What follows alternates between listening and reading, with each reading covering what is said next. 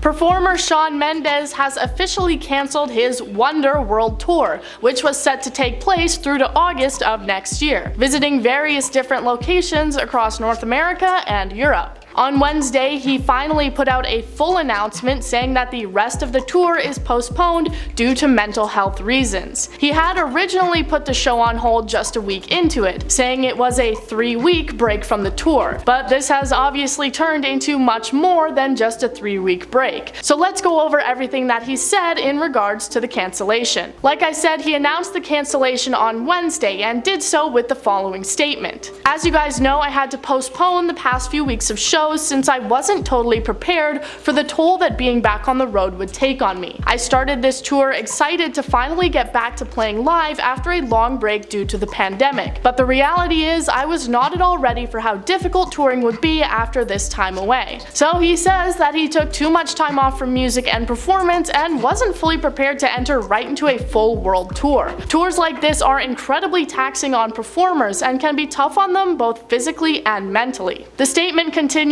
"After speaking more with my team and working with an incredible group of health professionals, it has become more clear that I need to take the time I've never taken personally, to ground myself and come back stronger. I unfortunately have to cancel the rest of the tour dates in North America and the UK/Europe. We were hopeful that I might be able to pick up with the rest of the dates after some much needed time off, but at this time I have to put my health as my first priority." It seems that Shawn has been focusing a lot on mental and spiritual well-being, as we saw with his trip to Hawaii earlier this year. He finishes off the statement with, "This doesn't mean I won't be making new music, and I can't wait to see you on tour in the future. I know you have all been waiting so long to see these shows, and it breaks my heart to tell you this, but I promise I will be back as soon as I've taken the right time to heal. I love you all, and thank you all so much for supporting me and sticking by me on this journey," ending off with a red heart emoji. He first seemed to show signs of his struggles back in December when he said that he was having a hard time with social media and his relationship with it. Some think that all of this may be coming following his split with longtime girlfriend Camila Cabello in the fall of last year. A source said that they apparently both felt the need to split so they could evaluate their relationship and work on themselves. Apparently there was no bad blood between them. Another factor in the breakup that we see with many celebrity couples is that they felt the attention they were receiving was putting too much pressure